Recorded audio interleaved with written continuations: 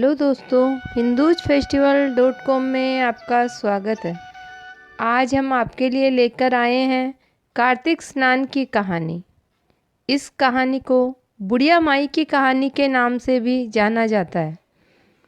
एक बुढ़िया माई थी जो चातुर्मास में पुष्कर स्नान किया करती थी।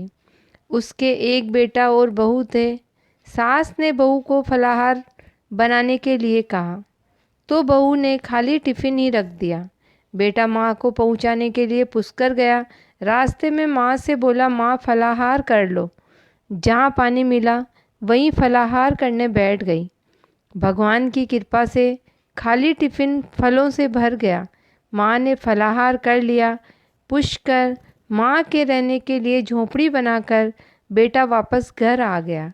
रात्रि में श्रावण मास आए और बोले, बुढ़िया माई दरवाज़ा खोल। तब बुढ़िया माई ने पूछा, आप कौन हैं? मैं श्रावण मास हूँ। बुढ़िया माई ने तुरंत दरवाज़ा खोल दिया। बुढ़िया माई ने शिव पार्वती की पूजा अर्चना की, बेलपत्र से अभिषेक किया। जाते समय श्रावण मास ने प्रसन्न होकर बुढ़िया माई को आशीर्वाद दिया और झोंपड़ी की एक दीवार सोने की हो गई। भाद्रपद मास आया। उन्होंने भी दरवाज़ा खोलने को कहा। बुढ़िया माई ने दरवाज़ा खोला।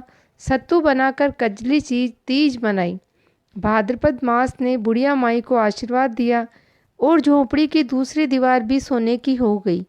फिर आश्विन मास आया और उसने भी दरवाज़ा खोलने को कहा। बुढ़िया माई ने दरवाज़ा खोला। पितरों का तर्पण कर ब्राह्मण भोज कराकर श्राद्ध किया। नवरात्रि में माँ दुर्गा को अखंड ज्योति जलाकर प्रसन्न किया। सत्य की विजय के रूप में बुराई का अंत की खुशी में दशहरा मनाया। आश्विन मास ने जाते समय प्रसन्न होकर तीसरी दीवार भी बहुमूल्य रत्नों से जड़ित कर दी और बुढ़िया माई को सदैव प्रसन्न रहने का आशीर्वाद दिया। इन सब के बाद कार्तिक मास आए और उन्होंने भी दरवाज़ा खोलने को कहा। बुढ़िया माई ने दरवाज़ा खोला। अति प्रसन्न मन से कार्तिक स्नान किया, दीपदान कर दिवाली मनाई, गोवर्धन पूजा, भैया दूज, आंवला नवमी मनाई।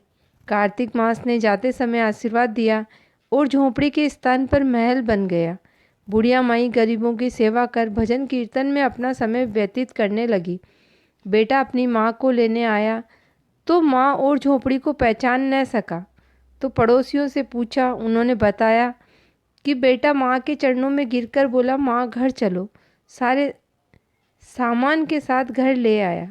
सासू माँ के ठाठ देखकर बहू के मन में लालच आ गया और उसने अपनी माँ को भी पुष्कर छोड़कर आने को कहा तो उसका पति अपनी सास को भी पुष्कर छोड़ आया।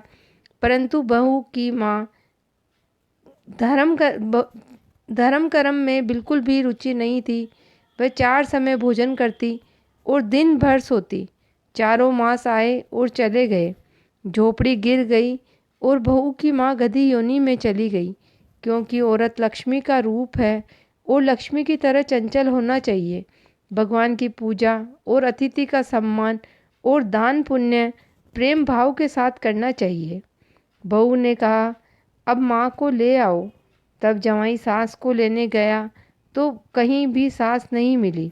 लोगों के पूछने पर लोगों ने बताया कि तेरी सास धर्म कर्म में कुछ नहीं करती थी, खाती थी और सोती थी, जिससे वह गधी योनि में चली गई। जवाई गधी योनि में गई हुई सास को बांध कर ले आया। उसकी पत्नी ने पूछा, मेरी माँ कहाँ है?